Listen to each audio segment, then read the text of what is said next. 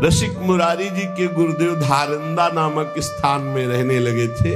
वहां किसी भगत ने बहुत बानपुर नाम के गांव की जमीन उनके नाम कर दी थी संत सेवा के लिए। बड़े उदार गृहस्थ जन होते हैं, वो धनी थे, तो उन्होंने बहुत सी जमीन श्यामानंद महाप्रभु के नाम कर दी साधु सेवा देख कर कि यहाँ संत सेवा होती। शोधन धन्य प्रथम गति जाकी, वो धन धन्य है जो संत सेवा और भगवंत सेवा में खर्चा होता है। अब उस खेती से बहुत अन्न पैदा होता, और जो अन्न होता तो रोज साधु सेवा का, रोज संतों की भीड़ लगी रहती श्यामानंद महाप्रभु के आश्रम में। खूब अच्छे अच्छे पकवान बनाकर संतों को पवाते। संत की चरण सेवा, आरती, पूजा, भोजन, जय जयकार, नाम कीर्तन, कथा कीर्तन। उन दिनों बानपुर में एक नया जो नवाब वो आया, वो बड़ा दुष्ट स्वभाव का था। उसने आकर देखा इतनी सुंदर लहलाती अन्न की खेती और किसी की नहीं, किसकी है? बोले धारंदा में रहते हैं श्री श्यामानंद नाम के एक महात्मा, उनकी। क्योंकि जहां संत पाते हैं वहां तो अलौकिकता होती ही है, बड़ी अलौकिकता, संत सेवा में बड़ी अलौकिकता। बस ये विश्वास हो जाए, विश्वास नहीं होगा। श्री धन्ना जी खेती बोने जा रहे थे। अभी खेत के समीप पहुंचे कि पास में ही एक मार्ग कच्चा था। देखा 50 संत एक साथ मंडली बनाकर कीर्तन करते हुए जा रहे। पहले संत मंडली चला करती थी। दौड़ के गए, प्रणाम किया और कहा महाराज हमारे अहोभाग्य, गांव तो यहाँ से दूर है, पर यदि आप कुछ क्षण रुके तो बाजार यहाँ से नजदीक है, मैं कुछ लाऊं और आप पाओ। नवीन अवस्था, संतों के प्रति ऐसा अनुराग, ये दैन्यता देखकर संत जन बैठ गए और काम कीर्तन करते, जाओ तुम ले आओ। तो जो बीज गेहूं के बोने के लिए ले गए थे, वो बीज बाजार में बेच करके और वहां से मीठा लाए। संतों को जल पान कराया, मीठा पवाया, बड़े प्रसन्न। संत जन पाकर नाम कीर्तन जय जयकार करते हुए चले गए। अब इन्होंने कहा कि घर में माँ डांट लगाएगी अगर ये पता चल जाएगा। ऐसे ही खेत जोता, ऊपर से पहटा लगा दिया, मानो खेत बो गया। बस घर गए, खेत बो गया है, बहुत बढ़िया जगह बीज बो गया। अब खेत में तो एक दाना नहीं डाला था, इसलिए देखने ही नहीं गए। 20-25 दिन बाद पड़ोस का किसान आया, उसने कहा कौन सा आप उर्वरक लगाए थे आप अपने खेत में? ऐसा एकदम काला खेत पड़ा हुआ है, हरा एकदम। तो उनका काहे को विनोद करते हो, हमारे खेत में तो। उन्होंने कहा तुम्हें विश्वास नहीं, तुम चल के देख लो। तो इतना कह के वो पूरी बात नहीं बता पाए कि कर तुम अन्यथा कर तुम श्री भगवान है। हमने बीज को संतों के उदर में डाल दिया, तो कहीं ऐसा आश्चर्यजनक खेल तो भगवान ने नहीं कर दिया। गए तो देखा खेती बहुत अच्छी तरह से जगी हुई, एकदम हरी। हे भगवान, बिना बीज के खेत। अब वो दुष्ट जब देखा कि इतनी सुंदर खेती हुई, इतनी ज्यादा मात्रा में, और किसी बाबा जी के पास, संत के पास, तो दुष्ट का हृदय ही ऐसा होता है कि संत से अपने आप द्रोह करता है। जो पापी जन होते हैं, जो दुष्ट हृदय के होते हैं, उनको संतों से जलन होती है, देखकर उनको जलन होती है। वो दुष्ट तो था ही, आया आश्रम और बड़ा दुर्वचन बोला। नवाब था और आदेश कर लिया कि इनकी सारी संपत्ति अपहरण कर ली जाए, राज कब्जे में ले ली जाए। आदेश की जरूरत थी, खेती कब्जे में कर ली गई। आश्रम में जो कीमती सामान था वो सब कब्जे में कर लिया गया। संतों को अपमानित किया। नवाब था। श्यामानंद जी ने विचार किया कि इस जमीन को कैसे छुड़ाया जाए, इससे तो बहुत से संतों का रोज भंडारा होता था। तो गुरु जी को अपने शिष्य की महिमा याद आई। ये बहुत बड़ी बात है, शिष्य को गुरु जी याद आवे, ये तो सिद्धांत है कि दुख पड़ा तो अपने गुरुदेव की याद कर ली। लेकिन यहाँ उल्टा हुआ, दुख का समय आया तो शिष्य की याद आई, रसिक मुरारी की। और एक तत्काल पत्र लिखा कि यहाँ के वर्तमान के नवाब ने जबरदस्ती सब सामग्री छीन ली संत सेवा की और जमीन जब्त कर ली है। तुम जैसी परिस्थिति में हो वैसे चले आओ। रसिक मुरारी के पास जो शिष्य गए, उन्होंने कहा है गुरुदेव ने पत्र, तो प्रसाद पा रहे थे। क्या पत्र में लिखा है? गुरुदेव ने कहा है कि बादशाह ने जमीन जब्त कर ली, तुम जैसे हो वैसे चले आओ। वैसे खड़े हुए और वैसे ही चल दिए, ना हाथ धोया ना आचमन न मुंह। गुरु जी की आज्ञा है, जैसे हो वैसे ही चले आओ। ये बहुत बड़ी बात है, गुरु आज्ञा पर स्थित होना। पूज्य श्री ललिता चरण गोस्वामी जी महाराज हमारे राधा वल्लभी आचार्य वंश बहुत बड़े महामहिम रस में डूबे हुए महापुरुष थे। उनकी सेवा में जो रहते थे, शरीर सेवा में, उनका नाम हरिवंश दास था। 2 बजे दिन में जल, वो अलग कुआं अलग पात्र से, आचार्य है उनके लिए जल वो लाते थे। रोज 2 बजे आवाज देते, हरिवंश दास जय जय, बस ला रहे हैं, रोज का नियम।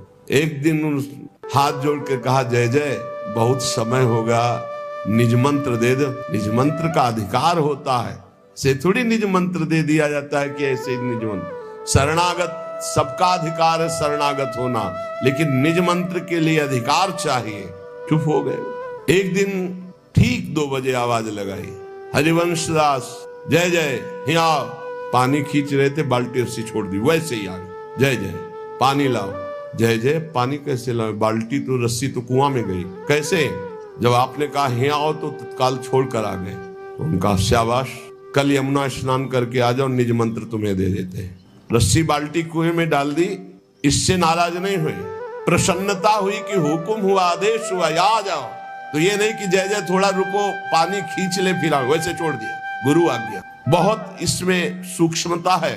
श्यामानंद गुरुदेव ने आदेश किया, रसिक मुरारी से कह दो जैसे हैं वैसे ही चले आवे। तो एक भाई रुको, 1 मिनट का काम, आचमन करके हाथ धो के फिर चलते हैं, वैसे ही जूठे मुंह बिना आचमन के वैसे ही चल दिए। रसिक मुरारी जो पीछे से साष्टांग किया, ऐसा नहीं किया जाता। गुरुजनों के सामने दाहिने होकर के, उनको दाहिने करके साष्टांग दंडवत किया जाता है। जैसे गुरु जी यहाँ विराजमान है तो ऐसे दंडवत किया जाता है, चरण उस साइड में और गुरु के चरणों में ऐसे। तो उनका ये कौन सी रीति है कि आप पीछे से दंडवत कर रहे हो?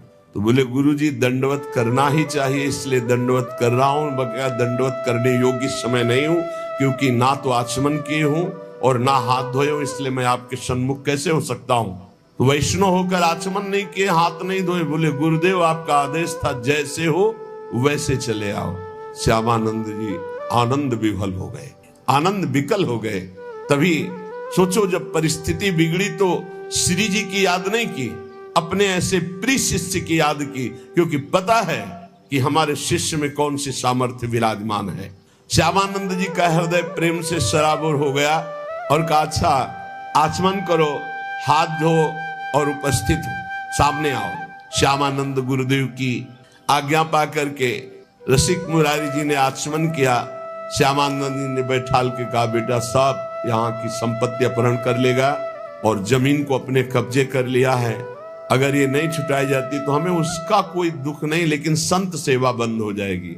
जो हमें संतों का उच्छिष्ट मिलता है, चरणामृत मिलता है, संतों का दर्शन मिलता है, सेवा के बहाने से सब संत जन आकर के दर्शन देते हैं, ये सौभाग्य हमारा लुट जाएगा। इसलिए तुम्हारी याद की, तुम्हें बुलाया है, तुम्हें उस दुष्ट के पास जाना है और उसे जाकर के भक्ति का उपदेश करना है और सब जितना अपहरण किया सब वापस लाना है। गुरुदेव कह रहे शिष्य से, ये अहो भाग्य, शिष्य का स्मरण गुरुदेव और सेवा का भार शिष्य को दे दे गुरुदेव, ये अहो भाग्य, अहो भाग्य। लेकिन ये किसी भाग्यशाली समर्पित शिष्य में ऐसा सौभाग्य उदय होता है।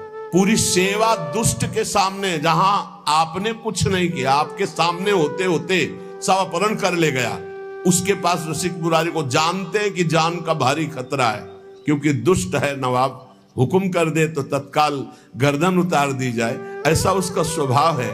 आदेश कर दिया, जाओ और उस दुष्ट से सब संपत्ति वापस लाओ। जंगली गाय सीधी गाय को जैसे मार डालती है, ऐसे दुष्ट पुरुषों का संग, जो साधु स्वभाव के जन होते हैं, उनकी हानि कर देता है। ऐसे दुष्ट पुरुषों का कभी संग न करे। भ्रमण कर रहे थे तो एक जगह की बात है, एक व्यापारी चला तो उसके पीछे कुछ लग गए, इसके ऐसी सीआईडी उनको मिली होगी धन। शाम हो रही थी, बहुत विवेकी था, वो एक थाने पे गया, बताया मेरे पास इतना धन है, आदमी हमारे पीछे लगे हैं, रात्रि निकल जाने पर आप हमें सुरक्षित वहां तक पहुंचा दीजिएगा। जो इतना धन की बात सुनकर, उस समय ये 40 वर्ष पहले की बात, ये घटना है, ये कोई कथा हम नहीं सुना रहे, जब भ्रमण कर रहे थे तब की बात। भ्रमण में बड़े बड़े दृश्य, बड़े बड़े अनुभव सब होते रहते हैं। उन्होंने कहा कि आप लेकर के सो नहीं सकते, आप बाहर सोइए। ऑफिस के बाहर खपरेला पड़ा था और अर्थ रख लिया और कहा सुबह हम आपको गाड़ी से सुरक्षित पहुंचा देंगे। तो उसने कहा हम कुछ भेंट दे देंगे आपको भी। कहा भेंट की आवश्यक। वो सो गया, उसके लिए बिस्तर लगाया था। जहां 10 बजे रात्रि के तो बड़ा भारी पीपल का वृक्ष था, उसमें जाके चढ़ के बहुत प्रवीण था वो। और मदिरा का पान किए उसका लड़का आया तो सोचा कौन खुलवावे ऑफिस। बाहर देखा तो बोले पता नहीं आज पापा ने बाहर क्यों सैया लगाई, बस लेट गया और ऊपर चद्दर ढक करके सो गया। और रात्रि में जो विधान होना था वो विधान हुआ, गायब, पूरा सिस्टम गायब, हत्या करके उसको गायब बिल्कुल। क्योंकि कोई उस समय सीसी कैमरा या मोबाइल भी नहीं चलते थे, न मोबाइल चलते थे न सीसी कैमरा। अब तो रोज का रोज आधुनिकता बढ़ती जा रही। सुबह हुआ, पेड़ से उतरा और जो वहां के थे ऑफिस उनको साथ लिया कि आप हमारे साथ रहिए। और गए, बोला सर पैसे होश उड़ गए। तू कहाँ था? बोले सर पीपल के ऊपर था। बोले वो आपका कोई आदमी होगा, वो आके सो गया था। और पूरा दृश्य हमने देखा है। हक से हुआ कि वो तो मेरा ही लड़का था। सर पैसे, अपना पुत्र खोया, अपना पद खोया, जीवन भर के लिए कारावास हुआ, केवल पर धन स्वामी, दूसरे के धन का अपहरण करने की वृत्ति। बोले ऐसे सतयुग त्रेता में नहीं होते थे। द्वापर में कबूतर शरण आ गया तो उसके लिए अपने पूरे शरीर का मांस दे दिया। और यहाँ शरण में आए हुए कि हत्या करके धन अपहरण की बात। बोले कलयुग में ऐसे बहुत होंगे, बहुत सावधानी की। तो ऐसा ही था वो नवाब दुष्ट स्वभाव का। अब उसके यहाँ भेजा रसिक मुरारी जी को कि आप जाओ दुष्ट के पास। रसिक मुरारी जी जे भी चले तो उनके जो शिष्य जन थे उनको बड़ा भय हुआ। रसिक मुरारी जी के शिष्य जो थे वो नवाब की ही सेवा में कुछ पदरत थे, मुनीम जिसे कहते हैं, मुंशी मुनीम आदि पदों पे। उन्होंने देखा कि गुरुजी जा रहे हैं तो भारी अपमान कर देगा गुरुजी का, हो सकता है जान पर भी बात आ जाए, मरवा डाले। अधिक प्रीति मन भाव संदेहा, जब अधिक प्रेम होता है तो फिर महिमा भूल जाई जाती है, लगता है इनकी रक्षा हो। बहुत प्रेम में बहुत एक अद्भुत महिमा होती है कि वो ज्ञान का अपहरण कर देता है। ईश्वरी महिमा का याद नहीं। अगर ईश्वरी महिमा रहेगी तो प्रेम में बाधा पड़ जाएगी। प्रेम में सिर्फ हमारे प्रीतम, हमारे गुरुदेव, इनकी रक्षा होनी चाहिए। रसिक मुरारी जी ने उन लोगों से कहा तुम डरो मत। तो उन्होंने कहा कि सब कुछ बिगड़ जाएगा प्रभु, मैं जानता हूं वो भारी दुष्ट है और आप अगर वहां गए तो ऐसा कुछ करेगा जो हम सह नहीं सकते। उन्होंने कहा संतों की चरण सेवा की है, गुरुदेव की सेवा में जा रहे हैं, वैसे तो अमंगल होगा नहीं, अगर हमारे प्राण भी निकल जाए तो मंगल ही होगा। मुझे अपने गुरु की सेवा में कदम पीछे नहीं हटाना। तो उन्होंने कहा कि 2-4 दिन आप रुक जाइए, बात हम सब संभाल देंगे। 2-4 दिन आप छिप जाइए और वहां मत जाइए। रसिक मुरारी जी ने कहा कि तुम चिंता मत करो, तुम प्रेम के कारण भयभीत हो रहे हो। रसिक मुरारी जी को 3 दिन उन्होंने जबरदस्ती प्रेम से विवश करके अपने पास रखा। फिर आदेश आया कि सुना था कि रसिक मुरारी जी आ रहे, नवाब का आदेश आया अपने मुंशियों के पास। वो अभी तक हमारे पास नहीं पहुंचे। उनको ये भी पता था कि ये लोग उनके शिष्य हैं। सुनी आए गुरुवर कही ल्याओ मेरे घर देखो, करामात बात यह ले सुनाई है। कहो आनी अभू जाऊं चलो उन्मान देखें, चले सुख मानी आयो हाथी धूम छाई है। छोड़ी के कहार भाज गए ना निहार सके, आप रस सार बानी बोले जैसी गाई है। बोलो हरे कृष्ण कृष्ण छाड़ो गज तम तन, शनि गयो ही ये भाव देह सो नवाई है। जब नवाब ने ये सुना कि 3 दिन तक हमारे भय से इन मुनीमों ने उनकी रक्षा की है रसिक मुरारी की, तो उन्होंने बुलाया उनको और कहा तुम्हारे गुरुवर आए हैं हमसे बात करने के लिए और अभी तक पहुंचे नहीं। यहाँ तुमने रोक लिया 3 दिन तक, हमारे पास सब गुप्तचर के द्वारा खबर है। जाओ अपने गुरु को लिवा खिलाओ, मैं देखता हूं कितना करामाती है वो। नवाब ने जब ये बात कही तो रसिक मुरारी जी ने कहा कि तुम भयभीत मत हो, मैं भी देखता हूं कैसा दुष्ट है। आज तक तो हमने दुष्ट के दर्शन नहीं किए, साधुओं के दर्शन किए हैं, आज दुष्ट के दर्शन करने का हमें गुरुदेव के द्वारा, तो आज मैं देखूंगा कि दुष्ट किसे कहते हैं। तुम चिंता मत करो, उसमें जितनी दुष्टता भरी गुरुदेव के प्रताप से उतनी साधुता। तो देखते हैं आज साधुता विजयी होती है दुष्टता। उसको अंदाज भी नहीं है कि दुष्टता से बढ़कर के कितनी साधुता होती है। नवाब ने कि मुंशीजन जो है ये समझे कि बड़े सम्मान से बुला, इसलिए कार भेजा था, पालकी भेजी थी। वो सब घबरा रहे थे कि षड्यंत्र है, ये बड़ा इतना दुष्ट, ये ऐसी कैसे श्रद्धा कर सकता है। और कहार सब उसी राजा के, पालकी राजा की तरफ से। रसिक मुरारी जी गुरुदेव के चरणों का ध्यान करके बैठ गए पालकी में। वो पहले से तैयारी की गई थी। हाथी को मदिरा पिलाकर मत वाले हाथी को बार बार वेद कर गुस्सा कर दिया गया था। कहार वहीं पालकी सामने ले गए जहां मत वाला हाथी आ रहा था, दहाड़ता हुआ, चिघाड़ता हुआ। पालकी छोड़ी और भाग गए। हाथी के सामने कोई टिकना पर आप बिल्कुल विचलित नहीं हुए। बड़ी चेहरे पर शांति है, कोई भय नहीं, मुस्कुराहट है। हाथी मतवाला चिघाड़ता हुआ आ रहा है, महावत बार बार अंकुश कर रहा है। नजदीक गए, ऐसे हाथ फेर दिया, कृष्ण कृष्ण बोलो, कृष्ण कृष्ण बोलो। और देखो तुम भगवान के अंश हो, तमोगुण स्वभाव धारण करके तुम हाथी योनि में हो। तुम्हारा हाथी स्वरूप नहीं, तुम तो भगवद अंश हो। ये क्रोध करना तुम्हें उचित नहीं है। ये तामसिक स्वभाव छोड़ो और कृष्ण बोलो, कृष्ण बोलो, कृष्ण बोलो। घुटने टेक दिए हाथी, मस्तक रख दिया रसिक मुरारी, और वो अपने महल की छज्जे से देख रहा था राजा बादशाह। देखते हैं ये मतवाला हाथी कैसे मारता है।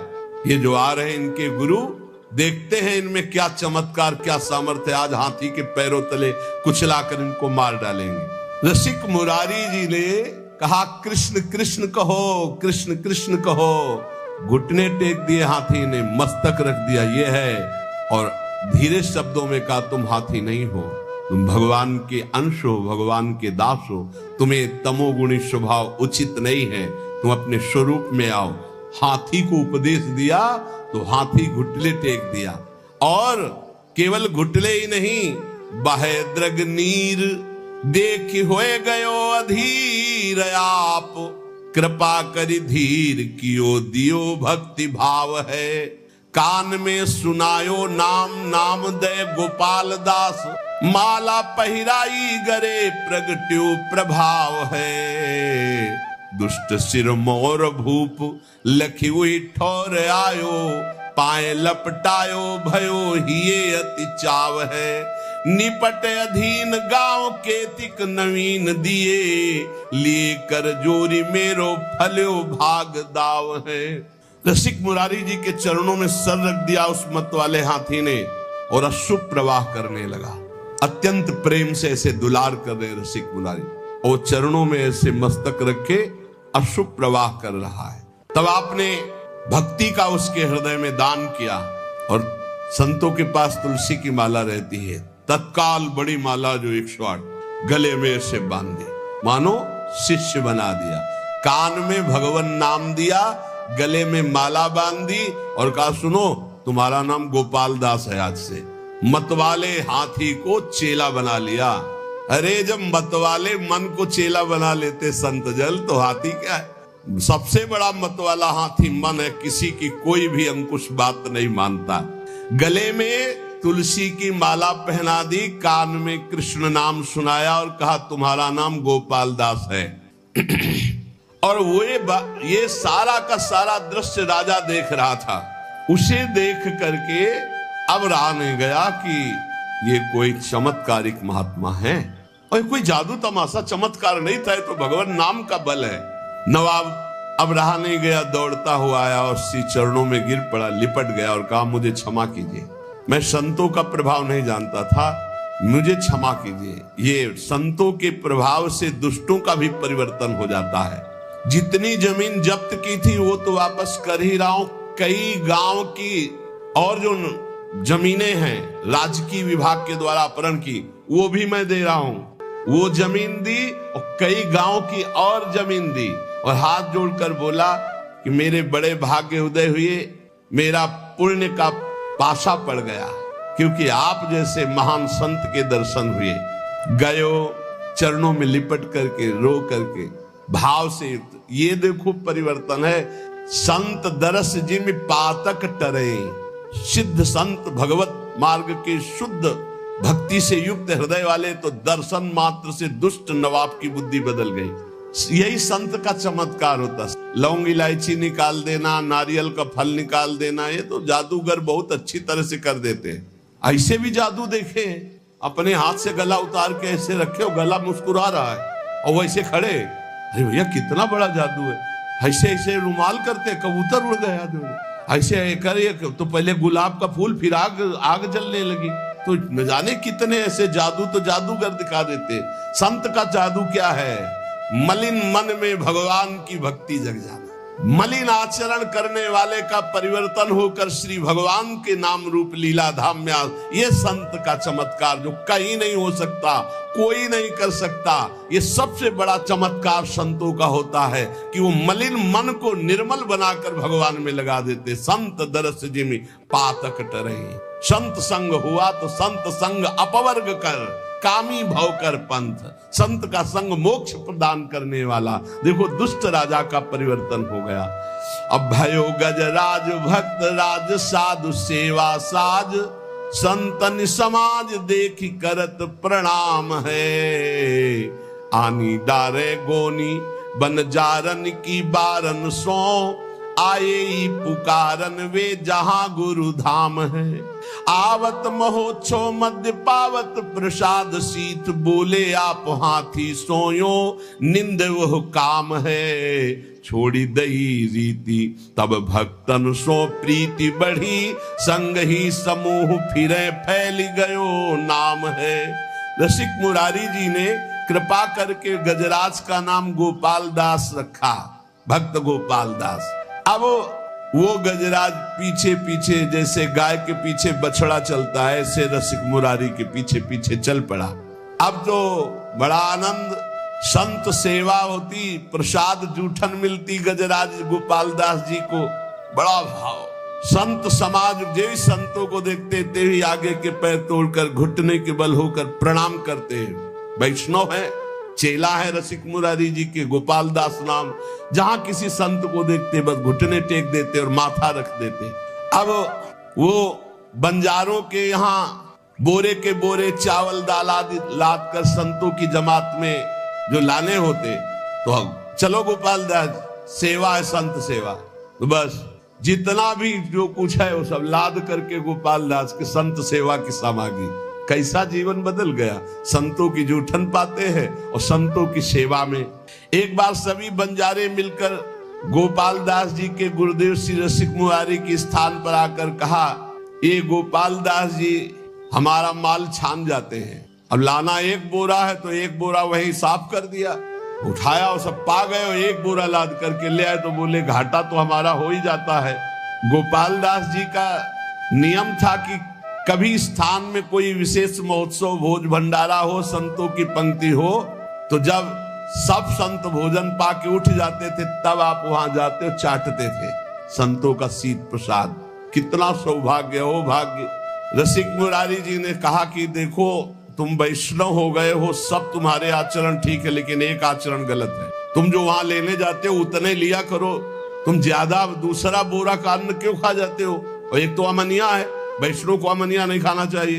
तुमको आज से अमनिया नहीं खाना और ऐसे नहीं लेना, जब तक मिले ना प्रसाद तब तक नहीं पाना। गोपाल दास जी ने उसकी समझ में आ गया। श्री रसिक मुरारी जी ने कहा, बेटा जबरदस्ती कुछ भी खाना है पाप है। वैष्णव का ऐसा नहीं संस्कार होता है कि किसी के खेत में गए हो, किसी की दुकान से सामान, ऐसा नहीं।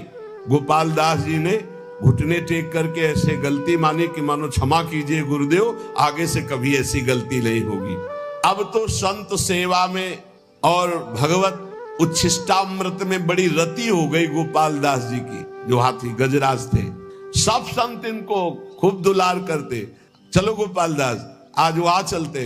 सूंड में चढ़ाया, पीठ में बैठा लिया, संत सेवा घुमा घुमा के। और संत भी बड़े मौजे, 5-5, 10-10 संत बैठ जाते, गोपाल दास जी घुमा रहे। कितना सौभाग्य प्राप्त हो रहा है। गोपाल दास जी का संत सेवा का बड़ा चाव। जैसा संत आदेश करते वैसा ही करते। ये कोई बड़े भाग्यशाली जीव होंगे जो ऐसा सौभाग्य प्राप्त हुआ। नहीं, संत सेवा में अनुराग होना बड़ा कठिन है। कोई संत कहते भाई गुरु भाई गोपाल दास आज फूल गोभी पाने का मन है, गए बाजार में गए, फूल गोभी की तरफ सूंड करते ऐसे, और जब उसकी तरफ देखते तो चाहे श्रद्धा हो चाहे ना हो, बड़ा तिलक लगा रहता था, कंठी बंधी हुई, और जो एक फूल गोभी देता फौरन अपने पास रख लेते, खाते नहीं। जो संत कहते वो मांग के लाते भिक्षा की तरह, दुकान में खड़े हो गए, अमुक सामान की तरफ सूंड करते तो उसकी हिम्मतें डोल जाती अपने आप, तो उनको जो देते वो ला के संतों को पवाते। यदि कोई जरा सा आनाकानी करता तो जो ही हुंकार मार के सूंड ऐसे करते तो हाथ जोड़ के खड़ा हो जाता, सामान ला के संतों को पवा। हाँ, संतों के मुख में जाना है। जैसे हरिपाल जी का चरित्र आता था, भाला लेके खड़े होते थे, जिसको धनी को देखते भाला ऐसे केवल दिखाते थे और सब लेकर के संत सेवा में लगाते थे, संतों को पवाते। आप पिस्तौल दिखाकर मत संत सेवा कर लो। उनकी निष्ठा, उनका उस समय भाव बहुत जोर का था। सूंड फुंकार करके फटकार दे देते, डर जाता। कभी गोपाल दास जी से जैसे संत कहते कि हमारा चला फट गया है, लंगोटी कमजोर हो गई, जाते कपड़े की दुकान में सूंड रखते मार्किन में, वो बेचारा कितना दें अब हम, कितना आपको दे, सूंड से ऐसे कह के पूरा बंडल उठाते पीठ में रख करके चले। रसिक मुरारी जी हिसाब पहुंचाते थे और गोपाल दास जी माल लाते थे। हर संत की सेवा, सर्दी का समय है, गोपाल दास जी अपने आप चले गए किसी कंबल की दुकान में, बंडल का बंडल उठाया पीठ में रखा, संतों के पास ले आते। जब रसिक मुरारी जी को पता चलता तो भेंट पहुंचा देते थे। ऐसे कोई संत जो कहता हो खूब प्रसन्नता से गोपाल दास जी कहते, तो संत भी खूब प्रसाद परोसवाते और थोड़ा पाके सब गोपाल दास जी को पवाते। ऐसे दुलार होने लगा। देखो कितना सौभाग्य संतों का उच्छिष्ट मिलता। संत सत पांच सात संग जित जात तित लोग उठी धावे ल्यावे सीधे बहु भीर है चहु दिस परी हुई सुबा सुनि चाह भई हाथ पे न आवत सो आने को धीर है साधु एक गयो गहि लयो भेष दास तन मन में प्रसाद नेम पीवे नहीं नीर है बीते दिन 3-4 जल लय पीवावे धार गंगा जू निहारी मदि तजो यो शरीर है। गोपाल दास जी के साथ बहुत से संतों की जमात थी, जिधर जाते उधर लोग दौड़ उठते। पहला चमत्कार है कि हाथी चेला है रसिक मुरारी जी का, संत सेवा में रहता है। बहुत लोग सीधा सामान सब देते हो, अपने पीठ पर लाद लेते। दर्शन की भीड़ लग जाती लोगों की। चारों दिशाओं में आश्चर्यजनक चर्चा चली कि गोपाल दास जी एक वैष्णव है और संत सेवा में रहते। गजराज बंगाल का सूबेदार, उसको जब पता चला ऐसा चमत्कारिक आज्ञाकारी हाथी है तो उन्होंने पकड़वाने के लिए आदमी नियुक्त किए, पर जो नजदीक आता तो अपने स्वरूप में आकर के दंड दे देते, सूंड में फंसा के दूर पटक देते। जान से तो नहीं मारते पर किसी काम का भी नहीं रखते। गोपाल दास जी हाँ तो जिन मोह मारा तिन मैं मारे, ये सिद्धांत है। हनुमान जी से पूछा क्यों मारा तुमने? बोले प्रभु सबको देह प्राण प्रिय है, जिन मोह मारा तिन मैं मारे, जिन्होंने मुझे मारा मैंने उनको मार दिया। इसमें हमारा कोई दोष थोड़ी है, सब कोई अपने प्राण रक्षा के लिए ऐसा करता है। वो कौन डिफेंस क्या कहते हैं, हाँ उसमें कोई दोष थोड़ी है। फिर अंग्रेजी वाला शब्द सेल्फ डिफेंस, हाँ तो सेल्फ डिफेंस में गोपाल दास जी जितने आते उनको। अब जो सैनिक आए थे वो वापस चले गए लद लुद के, बोले महाराज वो हाथी पकड़ में आने वाला नहीं, भागवतिक शक्ति से संपन्न। बहुत स्वर्ण मुद्रा पुरस्कार में रखी गई कि ऐसा हाथी बंदी बनाकर हमारे पास लाया जाए। तब उनमें से एक के दिमाग में आया कि साधुओं को नहीं मारता है, आसपास टहलते रहते। तो एक दुष्ट साधु वेश में, वो केवल साधु वेश बनाया गोपाल दास जी को पकड़ने के लिए। दुष्ट था, छलिया कपटी पाखंडी, वो वेश साधु का बनाकर गोपाल दास जी के सामने आया। गोपाल दास जी ने घुटने टेक दिए। ये वेशधारी के सामने ये देखो कितना बड़ा प्रभाव। अब उसने गोपाल दास जी जब घुटने टेक दिए तत्काल उसने बंदी बनवा लिया आदमी उनके थप और गोपाल दास जी को ले गया। वहां जब ले गया तो जल और भोजन आदि अर्पित किया, एकदम नहीं खाया, क्योंकि संतों का जूठन, भगवान का प्रसाद पाने का गुरुजी ने नियम दिया है। कई दिन हो गए, न अन्न लिया न जल लिया, क्योंकि प्रसादी नहीं है वहां। सूबेदार के कहने पर बिल्कुल ना अन्न न जल, कुछ भी जब नहीं खाया तो सलाह ली कि क्या है, तो उनका शायद ये भगत है, इसको गंगा जी में ले जाया जाए तो शायद गंगा जल पान कर ले, नहीं तो ऐसे तो प्राण निकल जाएंगे, काफी दिन हो गए कुछ खाया पिया नहीं। तो जे ही गंगा जी ले गए तो गंगा की जलधारा में खड़े हुए गुरुदेव का ध्यान किया, अपने शरीर को छोड़ दिया। ये गंगा जी में जाकर देखो क्या सदगति हुई। एक कहां तमोगुणी हाथी शरीर और कहां इतनी बड़ी निष्ठा कि गुरुदेव ने कहा कि बिना भोग लगाए अमनिया नहीं पाते, तुम बंजारे के यहां से अमनिया नहीं, ऐसे नहीं पाया। उस दिन से छोड़ दिया था, जल और प्रसाद ही पाते जो भगवद अर्पित, अन्यथा अब वहां कहां भगवद अर्पित वैष्णव का मिले। इसलिए जब उनको विचार करवाया गया कि वैष्णव शायद ऐसे ना पिए तो गंगा जल तो पी लेगा, भगवान का चरणामृत है गंगा जल, तो गंगा जी में ले गए। तो वहीं खड़े होकर गुरु जी का ध्यान किया और जोर से पुकारा कृष्ण, और अपने शरीर का त्याग कर दिया। अर्थात भगवत प्राप्त महात्मा की जो सदगति, वही सदगति गोपाल दास जी की हुई। रसिक मुरारी जी के बहुत से ऐसे पावन चरित्र हैं जिन्हों में भक्ति के प्रभाव से अद्भुत दुष्टों की बुद्धि बदली, अद्भुत अद्भुत चमत्कार प्रकट किए। यद्यपि ये चमत्कार स्वतः प्रकट होते हैं, भक्त इनको प्रकट नहीं करता, उसका कोई संकल्प नहीं बनता चमत्कार करने का, पर सूक्ष्म दृष्टि से देखा जाए तो भगवान अपने भक्तों की महिमा प्रकाशित करने के लिए ऐसी लीलाएं करते रहते हैं। तो उपासक को चाहिए गुरु चरण आसक्त होकर गुरु प्रदत्त मंत्र, नाम और सेवा में चित्त वृत्ति लगा के इसी जन्म में भगवत प्राप्ति कर ले, यही जीवन का परम लाभ है। यदि भगवत प्राप्ति नहीं तो जीवन बहुत व्यर्थ चला जाएगा। शेष चर्चा आगे। श्री राधा वल्लभ लाल की।